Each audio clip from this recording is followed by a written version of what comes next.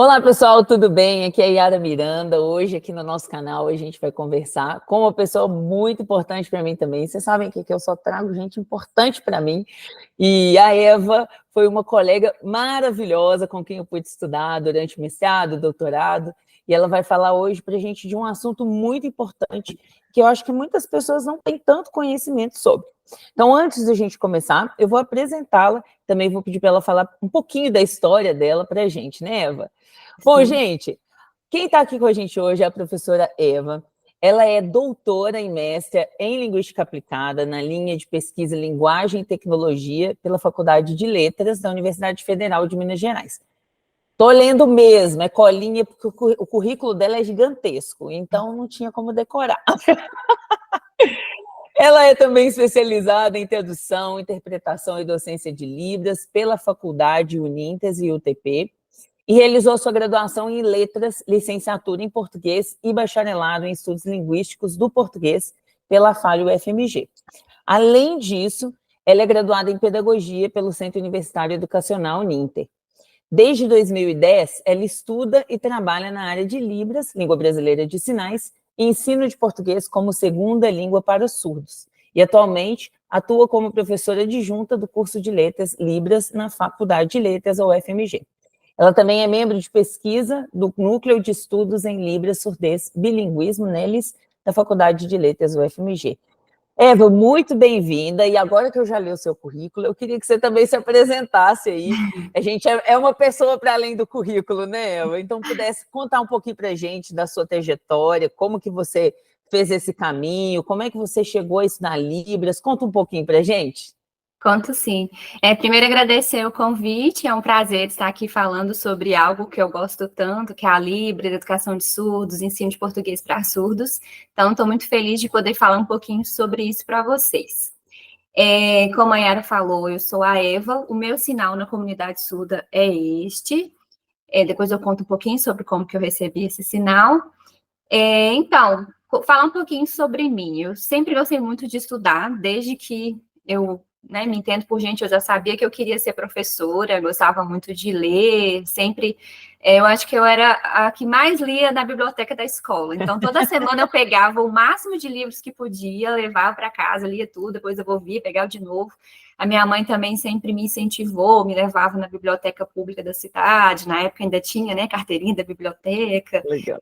Enfim, e aí sempre fui muito estudiosa e decidi, então, fazer letras. Uhum. Inicialmente fiquei um pouco em dúvida, ciências biológicas, letras, mas o meu gosto pela leitura, por esse ambiente mais de ler e de escrever mesmo, eu decidi, acabei optando por fazer letras.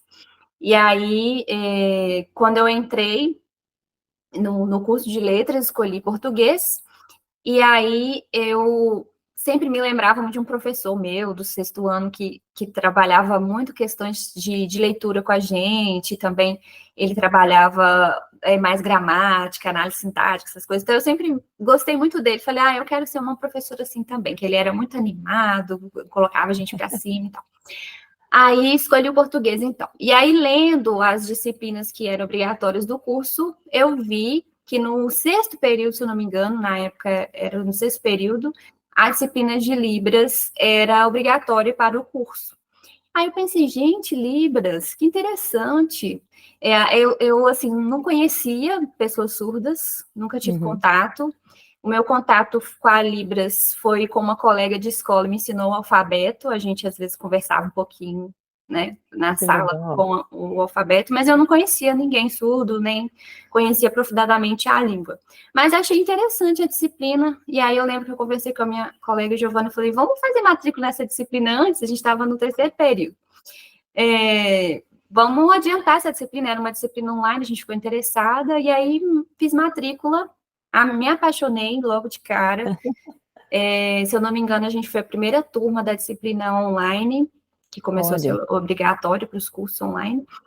E aí, me apaixonei pela Libras e não parei mais. Então, eu fiz todas as disciplinas que tinham na graduação. Na época, a gente ainda não tinha uma habilitação Letras Libras. A gente tinha algumas disciplinas do curso, então eu fiz Libras A, B, C, D, Português com segunda língua para surdos, que eu gostei também muito.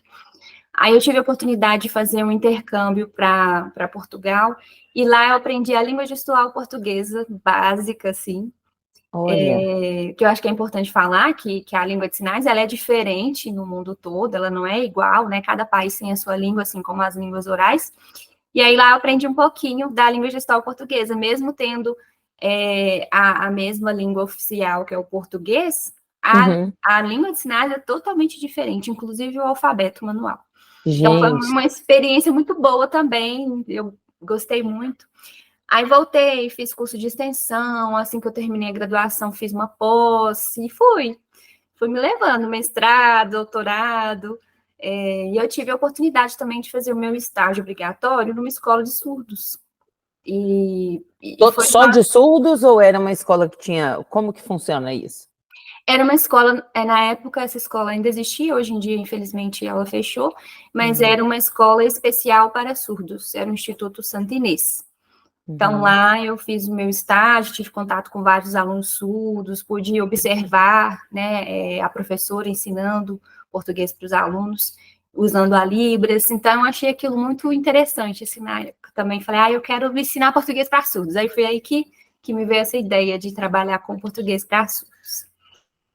E foi assim que eu escolhi o tema do mestrado, doutorado, e estou até hoje.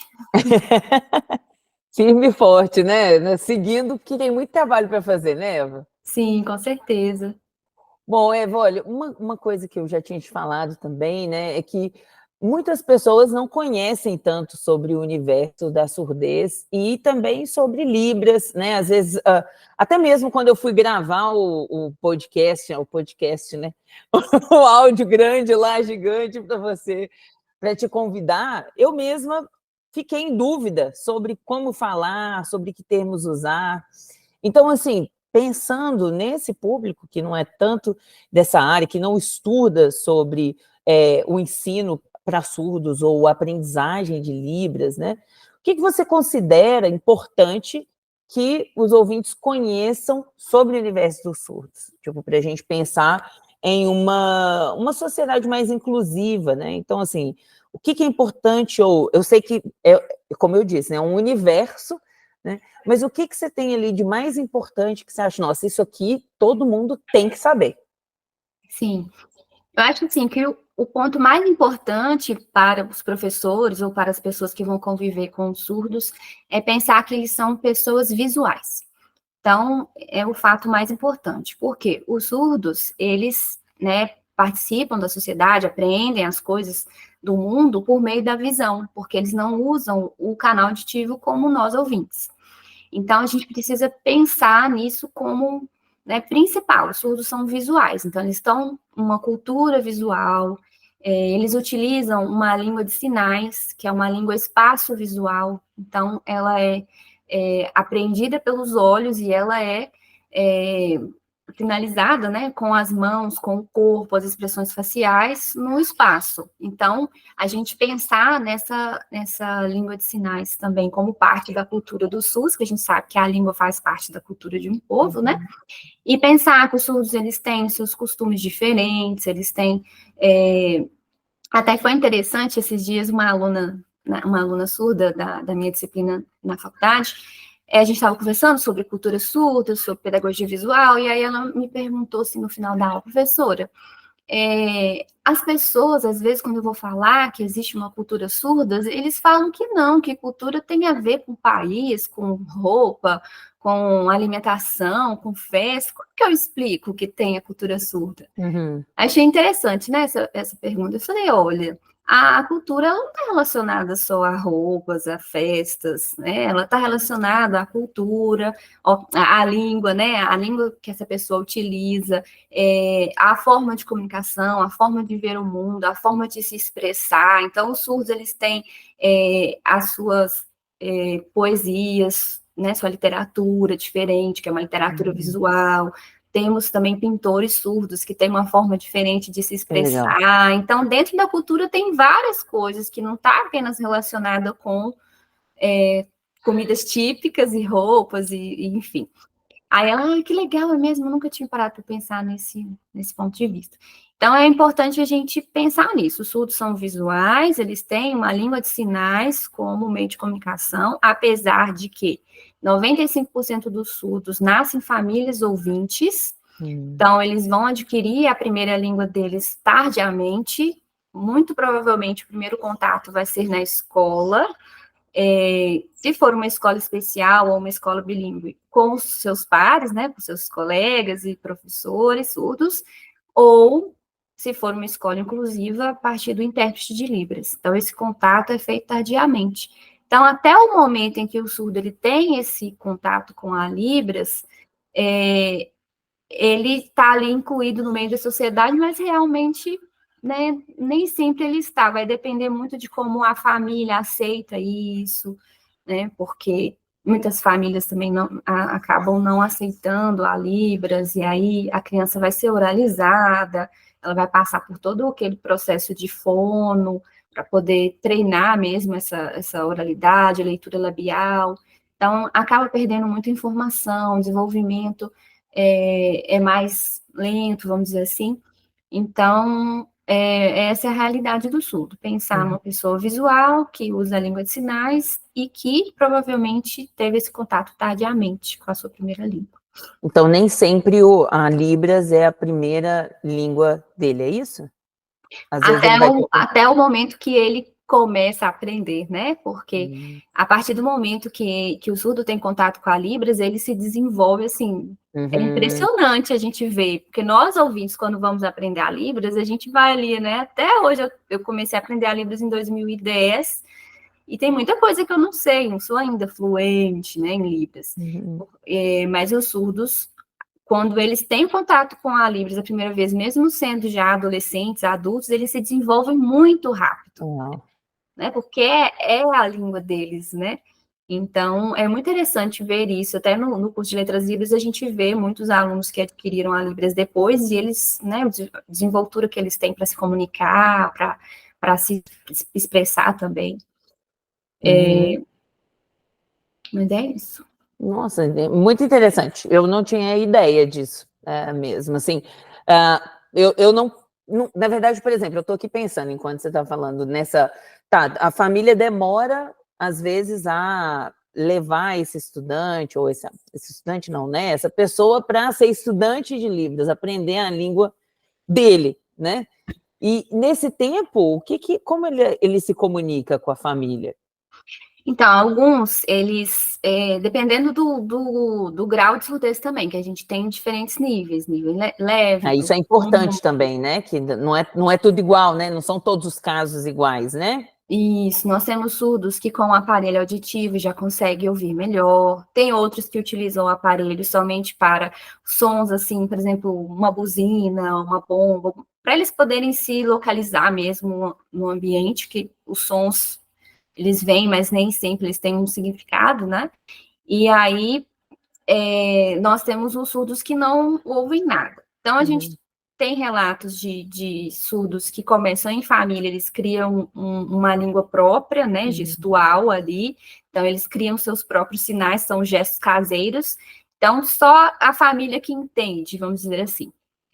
Outros, eles já fazem um tratamento com uma fonoaudióloga, um acompanhamento, então tem, né, todo um processo lá que a fono faz para poder desenvolver essa oralidade, então, porque é importante que muitas pessoas ainda fazem essa pergunta para mim, se todos os surdos são mudos, e não, eles não são mudos, a maioria, na verdade, não é, por quê? Eles não têm problemas nas cordas vocais, eles só não escutam, né?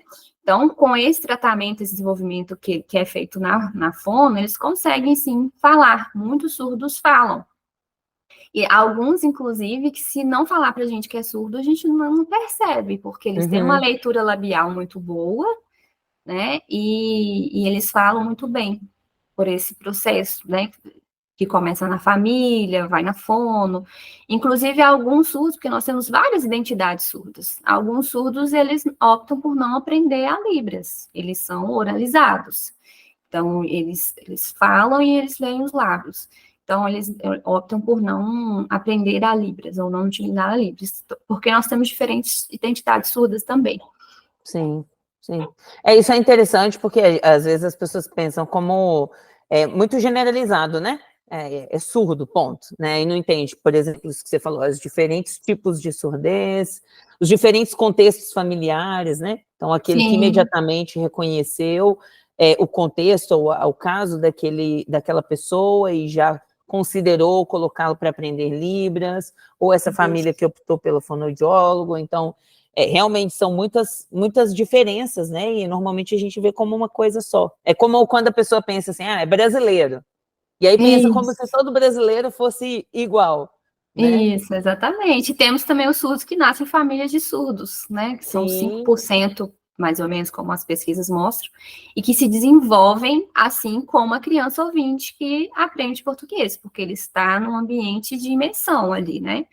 Então, eu estava até trabalhei com isso com meus alunos na semana passada, os ouvintes e os surdos que nascem em famílias surdas, a gente não precisa ensinar a língua para eles, né? Eles estão ali naquele ambiente, eles absorvem, eles observam e eles se comunicam. Então, a gente não precisa ensinar a língua para o surdo que nasceu em família surda, nem para o ouvinte que vai aprender português com a sua família. Sim. Eu vou pensar agora especificamente no contexto de ensino, acho que por ser professora, né? Mas também é uma curiosidade, assim, também, e uma preocupação até.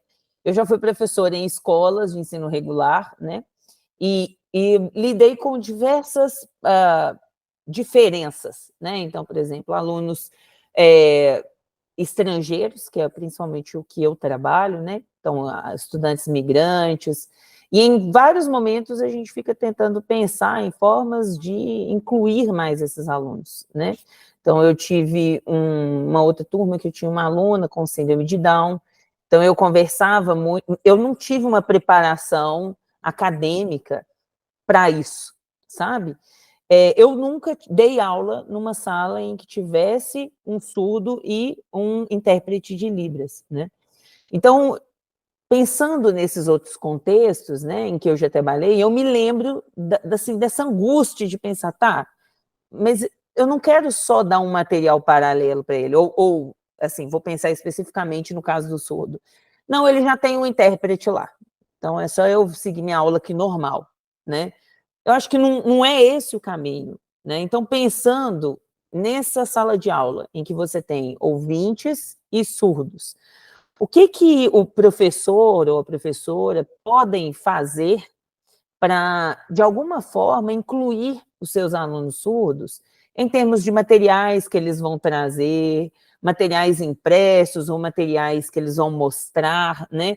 Que cuidados ele pode ter? Porque ainda que tenha um intérprete de Libras na sala, eu imagino que você pode ainda gerar uma situação de exclusão, né? Como se fosse assim, literalmente esquecer que aquele aluno está ali porque você descansa no intérprete. Ah, não, o intérprete vai traduzir tudo para ele. E não pode ser assim, eu acho que não pode ser assim, né? Então, o que a gente precisa pensar em termos de professores que estão ali com alunos surdos também na sala de aula e alunos ouvintes? O que ele pode pensar sobre a aula, a dinâmica da aula, os materiais didáticos? Então, isso que você falou é muito importante. Primeiro, pensar que o aluno é do professor e não do intérprete, né? Nós temos muito essa confusão até hoje,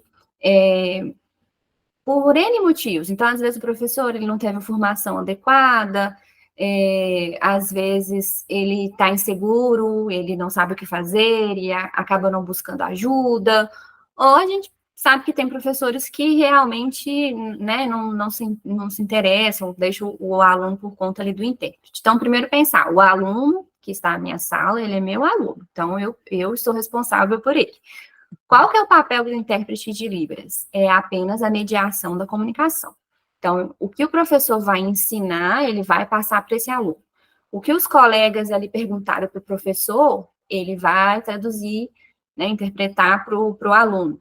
Então, se o aluno quer fazer uma pergunta para o professor, ele vai fazer esse trabalho. Então, é uma mediação ali. O intérprete ele não é responsável pelo aluno surdo, ele é responsável por mediar essa comunicação. E aí é importante o professor pensar também o quê? Só porque ele tem um intérprete, eu não vou conversar com ele. Então, a maioria dos professores conversa olhando para o intérprete, fala com ele tal coisa. Uhum. Então, não olha direto para o aluno. Então, o intérprete vai interpretar para ele, de qualquer forma. Então, olhe direto para o seu aluno, converse com ele, mostre para ele que você está interessado nele. Então, isso é muito importante. Quando o aluno surdo percebe que o professor viu que ele está ali. Então, o aluno surdo, ele precisa desse contato também. Pensar algumas estratégias simples, por exemplo, eu participei de uma banca que a pessoa relatou, ela fez uma pesquisa em sala de aula e ela viu que no momento da chamada, por exemplo, o professor chamava os nomes e o aluno surdo só colocava a presença, porque ele não ia responder, porque ele não ia ouvir. Então, como que eu posso incluir esse aluno numa coisa tão simples da sala de aula, que é a chamada, né? Então, que tal falar o sinal, o nome do aluno, olhar para ele, fazer o sinal dele? Isso é um sinal, é fácil de você aprender, né? Também, talvez, aprender sinais básicos para comunicação, para pelo menos falar um bom dia, boa tarde, boa noite, entendeu? Tem dúvida, né? Então, coisas simples para mostrar que você também está preocupado com o seu aluno. Quer dizer que você precisa ser fluente em Libras, mas uma comunicação básica ali com ele é importante, né? Também, você ter uma boa relação com o intérprete é muito importante, porque o intérprete, ele também passa por vários desafios ali em sala de aula, porque nem todas as palavras do português, elas têm um sinal correspondente em Libras. Então, em vários momentos, o intérprete, ele tem que parar e pensar como ele vai explicar aquele conceito, aquele conteúdo, para que o aluno possa entender. Então, se você tem uma boa relação com o seu intérprete, você passa para ele antes esse conteúdo que vai ser dado em sala, para que ele possa se preparar, ou você também pergunte para esse intérprete quais são as dificuldades que ele tem percebido, né, que o aluno tem apresentado, para que você possa pensar em atividades, em como trabalhar essas questões do aluno. Isso é muito importante. Então, não confundir o seu trabalho com o do intérprete, ter uma boa relação com ele, e pensar que o aluno é seu. Então, você é responsável por aquele aluno, você tem que ter uma boa relação com ele e pensar em estratégias para que você possa ensiná-lo e ele possa aprender assim como os outros, né? Ele possa se desenvolver também. Sim, eu estou pensando aqui, Eva, por exemplo, talvez eu vou trazer um vídeo, né, que é parte da aula, então buscar um vídeo que tenha ali a interpretação, né, ou como você disse, passar esse vídeo antes para o intérprete, né? Um vídeo com legenda em português com legenda. também. São coisas assim, eu fiquei pensando, quando você falou sobre a língua ser muito espaço visual, não é isso? O termo que você usou? Então, também trazer, por exemplo, no material didático, mais imagens, Sim, né? com Pensar, certeza. não sei, assim, coisas... É como aquele professor que está pensando no aluno que aprende mais ouvindo, o aluno que aprende mais vendo, o aluno que aprende mais sinestesicamente, né? Você pensar, não, esse aluno aprende mais visualmente aqui. Então, talvez no meu material eu vou buscar colocar mais elementos visuais. Mais imagens, às vezes, por exemplo, no quadro branco, trabalhar com pincéis de cores diferentes, então, para realçar palavras, ou vai trabalhar tempo verbal, então realça o final ali do verbo na conjugação, né, com cores diferentes, tudo isso ajuda, tudo que for visual ajuda o surdo no aprendizado. Por exemplo, uma coisa simples que às vezes passa despercebido, você vai escrever no quadro de costas, você não vai continuar falando, né? Por mais que o intérprete esteja ali ouvindo e vai passar para o aluno, mas, poxa vida, o aluno ele precisa olhar para o professor também, né? Principalmente se é um aluno que faz leitura labial, que tem outros modos de aprendizado, então pensar nisso também. Sim, não, perfeito. Uma pergunta que eu pensei, agora considerando especificamente a aprendizagem de português por parte dos... Como que a gente fala? Falantes de Libras? Também. Também. Então, quando a gente pensa nesse processo de aprendizagem, como que ele funciona? Assim, porque, por exemplo, vou pensar aqui numa criança ouvinte, demora, né, até ela chegar e ir para a escola e aprender a escrever, a ler no português. Então, como que funciona no processo do surdo? né, ainda que a gente considere, como você falou, os diferentes contextos, né, o contexto daquele aluno que já é de uma família de surdos, ou um aluno que é da família de ouvintes e surdos, existem, tipo, ações públicas em que esses alunos podem aprender para além da escola, ou é só na escola que ele vai aprender o português? Como que funciona isso? Então, a questão do português para surdo é bem complicada, bem complexa. Por quê? O aluno surdo, em sua maioria, ele está incluído na escola regular. Uhum. E, então, ele está aprendendo o português como primeira língua, não como segunda língua, né? Então, Sim. a técnica que o professor utiliza para ensinar é de L1, de primeira língua, o material que é utilizado na sala de aula é de primeira língua. Então, nós temos estudos que mostram que quando o surdo chega ali ao final da educação básica, o seu nível de leitura e de escrita é muito inferior ao aluno ouvinte. Então, eles têm muita dificuldade depois para ingressar no ensino superior, principalmente. Então, esse é um dos principais problemas, né, que eu vejo, assim, em relação à educação dos surdos hoje no Brasil. Porque o que seria o ideal? Que os surdos lutam, né, a gente tem um movimento surdo que faz, que luta mesmo, que busca esse direito, que é da educação bilíngue. Então, o que seria isso? O aprendizado da Libras como primeira língua e do português escrito como segunda língua. E o ideal seria que primeiro o surdo se desenvolvesse na sua língua materna, assim como acontece com o ouvinte, e que depois ele passasse a aprender o português como segunda língua. Sim. Então, esse seria o modelo ideal de escola bilíngue, né? Porque nós temos a educação bilíngue e a escola bilíngue. Então, a educação bilíngue ela, né, está em lei, no decreto 5.026, inclusive, mais recentemente, em 2021, foi incluída na LDB, que é você oferecer para o surdo a Libras como primeira língua e o português como segunda língua, seja na escola regular, na escola especial, na escola bilíngue. Mas é muito difícil você conseguir implementar essa educação bilíngue dentro da escola regular, principalmente pensando nisso que eu falei, o aluno está incluído numa sala de ouvintes que estão aprendendo português como primeira língua. Então, o que nós temos? A proposta do atendimento educacional especializado, que é o AEE, que acontece no contraturno. Então, o aluno surdo ele estaria ali na sala de aula, junto com os ouvintes, né, aprendendo os conteúdos com o intérprete, e no contraturno ele teria acesso aos conteúdos em Libras. Nós temos até uma proposta do AE voltado exclusivamente para aluno surdo, que seria em 3 momentos. Então, no primeiro momento, ele iria aprender as disciplinas em Libras, com um professor que tenha, né, a habilitação e que saiba Libras. No segundo momento, ele iria aprender Libras, então, com um instrutor surdo, prioritariamente surdo, para ter aquela identificação, a referência, né, enfim. E, num terceiro momento, o português seria ensinado como segunda língua. Essa é uma proposta, assim, maravilhosa, mas que, infelizmente, a gente vê que isso não é o que realmente acontece. Por quê? O AE, ele não é específico só para surdos. Então, nós temos as crianças com várias deficiências que ficam juntas ali naquele espaço da sala de recursos multifuncionais. E nem sempre o profissional que está ali dentro, ele está habilitado para trabalhar com alunos de diferentes deficiências. Então, ele acaba tendo dificuldades também.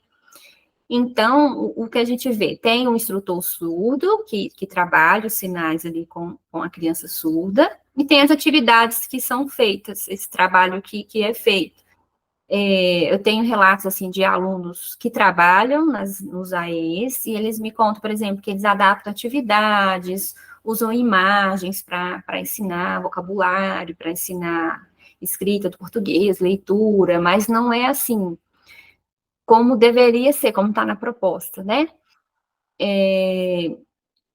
E aí, infelizmente, é isso que acontece. O surdo, ele forma ali no ensino médio, e quando ele vai tentar o vestibular, ele tem muita dificuldade. Nós temos o Enem, né, que tem a redação, e já tem uma banca específica para corrigir essa prova como segunda língua. Uhum. Mesmo assim, é muito difícil, é um processo bem complicado. Porque Então, também precisa pensar que são duas línguas que funcionam diferentes, né? Tipo, tô pensando assim, como eu não sei, né, Libras, eu sei alguns sinais que eu aprendi também, mas eu fico pensando, por exemplo, em árabe, né? Árabe, você fala, por exemplo, eu quero me apresentar, eu falo Ana Yara, que é eu e Yara, eu não falo eu sou Yara, né? Então você tem ali o verbo, no português você teria ali o verbo ser. Se eu estou aprendendo, né, talvez o meu aluno de árabe, quando ele vai escrever em português, pode acontecer de ele esquecer esse verbo, né? Ele falar eu, João, eu, Pedro, né?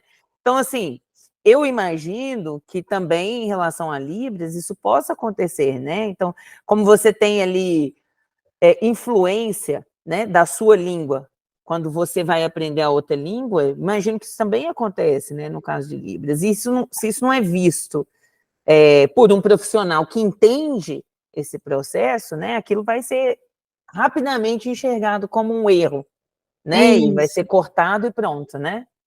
isso, alguns estudiosos na área de português para surdos, eles falam que a correção desses textos tem que pensar muito no sentido, no significado, o que, que o aluno quis apresentar ali. Não Uhum. muito pensar em convenções e normas de gramática, porque Vírgula, dois pontos, isso, né? acontece isso mesmo, a conjugação verbal é diferente, né? O uso de preposição, de artigos. Então, eles acabam trazendo isso da primeira língua quando vai escrever na segunda língua também. E até mesmo a interpretação textual, às vezes eles leem, não compreendem, não sabem o significado de uma palavra, então isso também interfere na leitura, na compreensão do texto. Para a produção textual também, eles têm muita dificuldade, principalmente com dissertação, eles têm mais facilidade com narração, que eu acho que é o que é trabalhado, né? Muitos professores acham que os surdos não dão conta, então acabam infantilizando muitas atividades em sala de aula, vai adaptar o material, então acaba pegando textos muito infantis, Uhum. atividades com um nível de dificuldade muito aquém do que realmente eles precisariam. Então, infelizmente, assim, a gente está caminhando, tem muita coisa acontecendo, né? Só de ter incluído na LDB também já é um ganho. É, mas a gente sabe que ainda falta muita coisa, né, para acontecer para os surdos. Sim, sim. Bom, já caminhando aqui para o final, né? Você e outras professoras também já fizeram materiais didáticos, né, para ensino de português para surdos. E aí eu queria que você falasse um pouquinho, assim, para a gente desses materiais didáticos. Você já me mandou alguns links, eu vou colocar na descrição do vídeo, né, porque eles estão disponíveis online, alguns disponíveis gratuitamente, se não todos, né, acho que você pode falar um pouquinho para a gente sobre isso. E também uma coisa que eu fiquei pensando, eu estava aqui estudando, né, os materiais, e aí é muito legal, né, porque a gente está lendo e fala assim, nossa, que legal, olha, tem isso, é mesmo, dá para fazer isso, né? Você fica pensando assim, que são várias coisas que você pode fazer, não, assim, aparentemente, obviamente, imagino que tem muito trabalho ali de diagramador, ilustrador e etc, né? Mas eu fiquei pensando assim, por exemplo, eu vi que tem alguns sinais, né? Tem o bonequinho fazendo o sinal. Então, assim, não sei, tem como isso tem aplicativo disponível, tem coisas que assim dá para o professor fazer, né? Ou não sei, alguma coisa que o professor leigo, né? Digamos assim, que não é falante de Libras, mas que quer trazer um pouco disso para a aula dele. O que ele pode fazer? Que recursos ele tem? Você podia falar um pouquinho para a gente aí desses materiais? Então, na minha pesquisa de doutorado, eu trabalhei especificamente voltado para materiais didáticos para surdos. Então, eu fiz uma pesquisa e constatei que são poucos materiais didáticos mesmo, são bem escassos, Uhum. principalmente pensando em português para surdos, que é a minha área de pesquisa.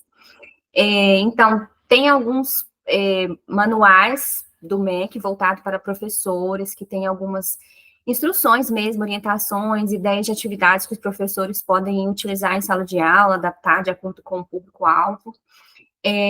Poucos materiais impressos, temos um material voltado para adolescentes surdos, também esse material aqui, vou mostrar para vocês, é um material que foi feito pelo Ministério da Educação, da editora Moderna, Ele foi publicado, se não me engano, em 2005, e em 2007 ele foi disponibilizado gratuitamente para as escolas, não só de português, mas de outras disciplinas também.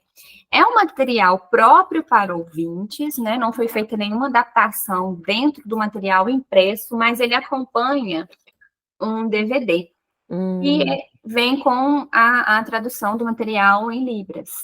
Então, foi um recurso pensado pelo Ministério da Educação, tem muitas elogios, tem críticas também, pensando na adaptação que foi feita, mas, de qualquer forma, foi uma iniciativa muito bacana do governo em relação aos surdos.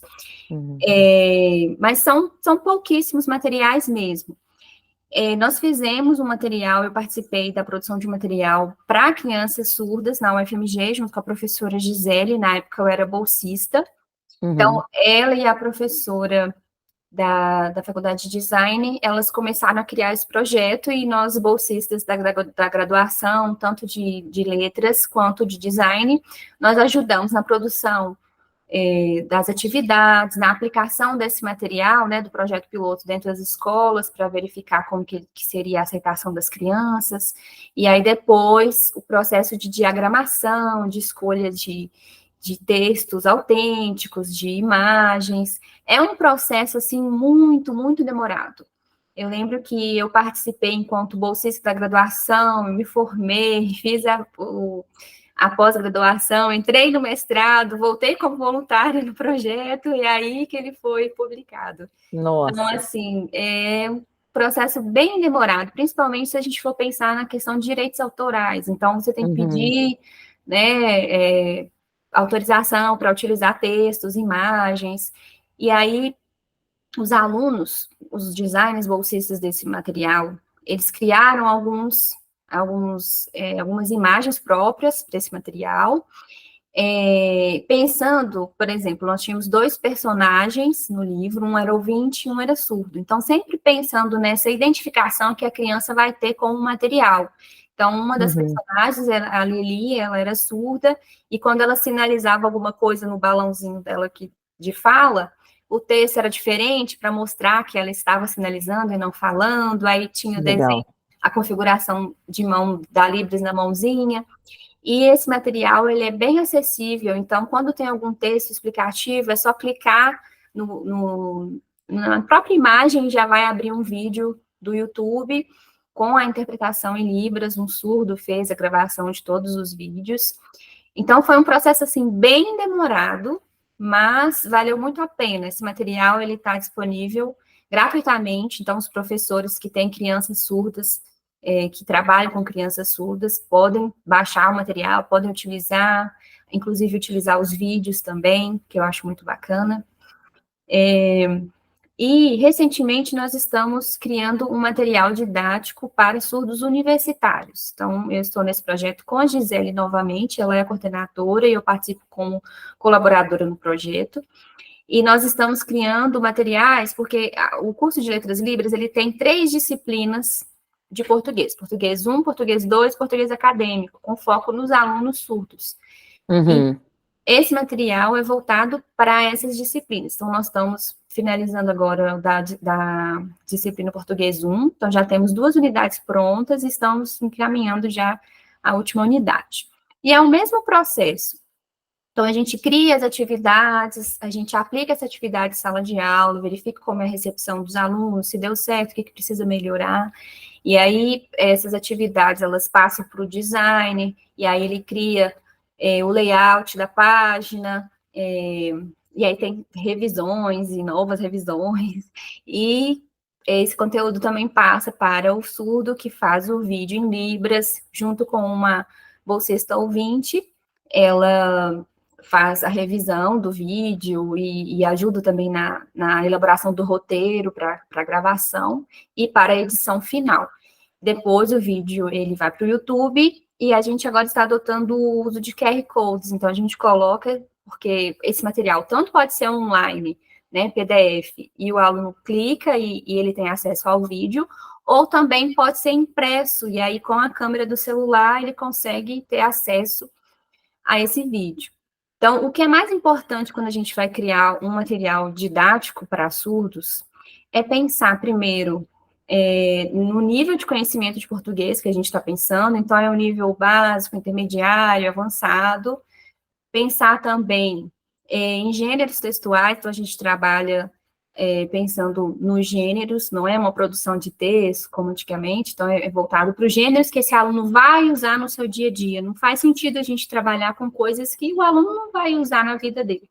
Então, pensar em textos que vão ser importantes para ele no dia a dia dele, pensar em textos autênticos, então a gente tenta o máximo possível não criar textos artificiais, sempre pegar de contextos autênticos também, para que o aluno tenha contato. Pensar em atividades para esse nível de conhecimento de português, então não infantilizar as atividades, né? Pensar mesmo no nível. Então, o mais importante é você definir qual é o nível de conhecimento do português que você vai trabalhar. E sempre incluir questões visuais, a gente trabalha na perspectiva da multimodalidade, então, que é o uso de vários recursos semióticos para a produção de sentido, não apenas a escrita e a libras.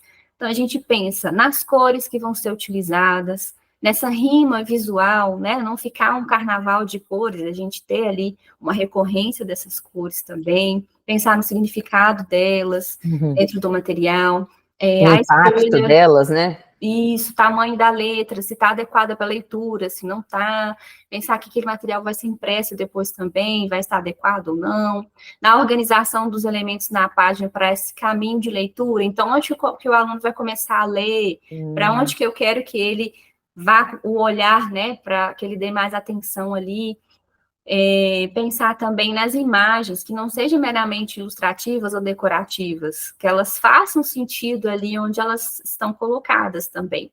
É muito importante que o aluno surdo, ele também tenha habilidade de leitura de imagem, né, que ele possa também incluir essa imagem no sentido ali do texto, não apenas para decorar, para enfeitar esse material, ou para ficar redundante, repetindo informações que já estão ditas ali no texto.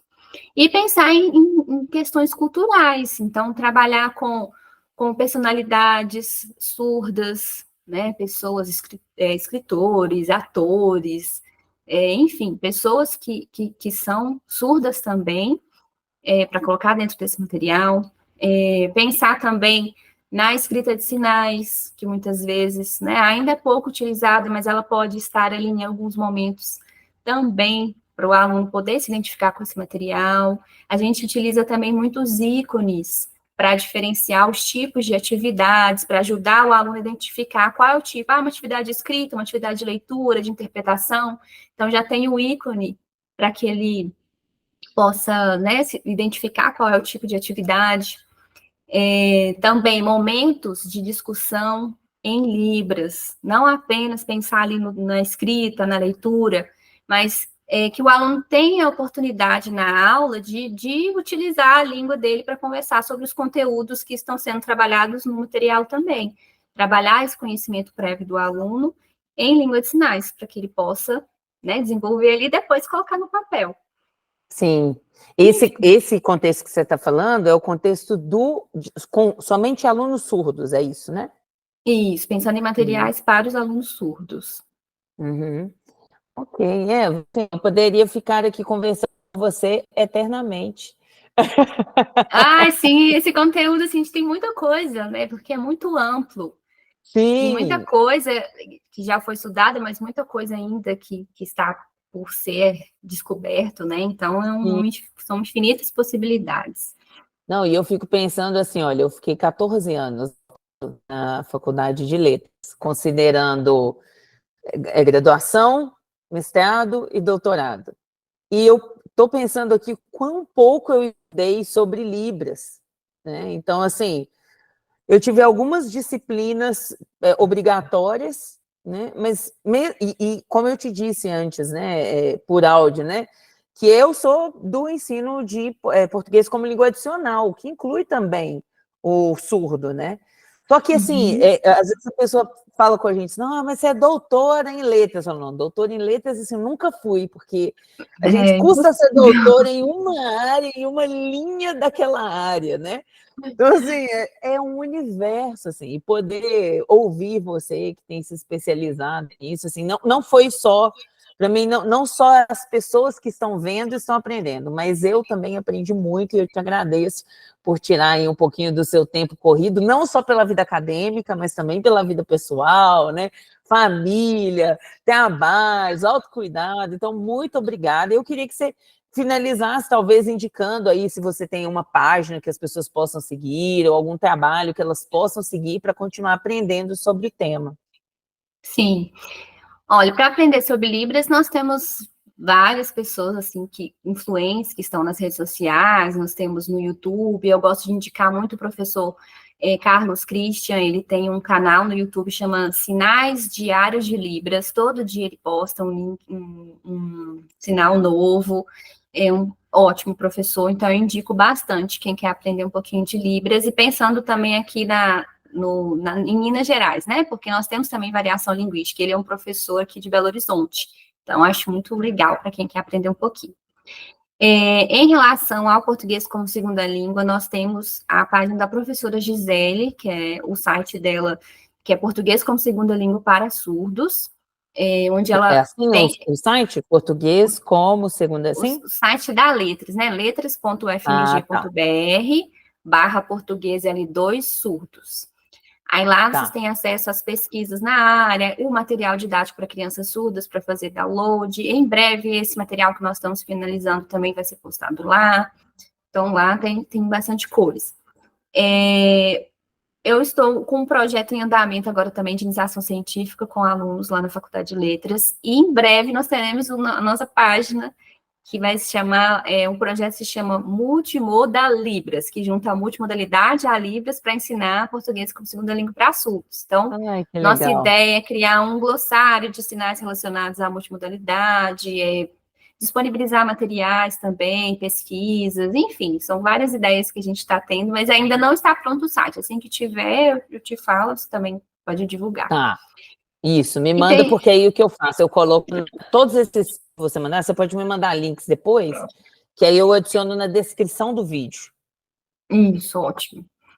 E sobre materiais didáticos, na minha pesquisa de doutorado, eu criei algumas recomendações, assim, para a produção de material didático de ensino de português como segunda língua. Tudo isso aqui que eu falei, de cores, tipografia, enfim, imagens.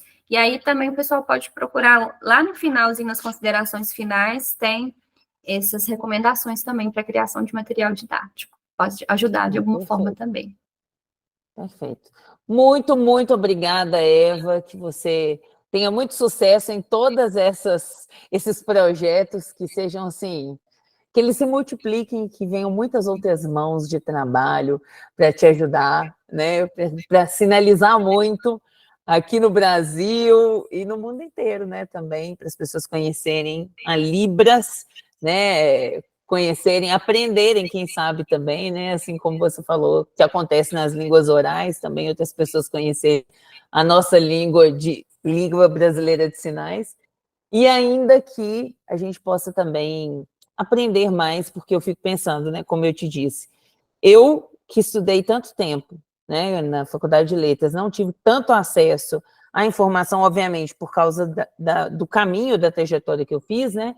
Quanto mais pessoas que às vezes nem são da área, né, de ensino ou de línguas. Então, tomara que muitos outros conteúdos como esses que vocês estão produzindo possam circular na internet e alcançar muitas pessoas. Eu muito, muito obrigada, de verdade. Eu que agradeço pela oportunidade de falar sobre esse tema que eu gosto tanto. Até a próxima, estamos juntos. Até, tchau, tchau.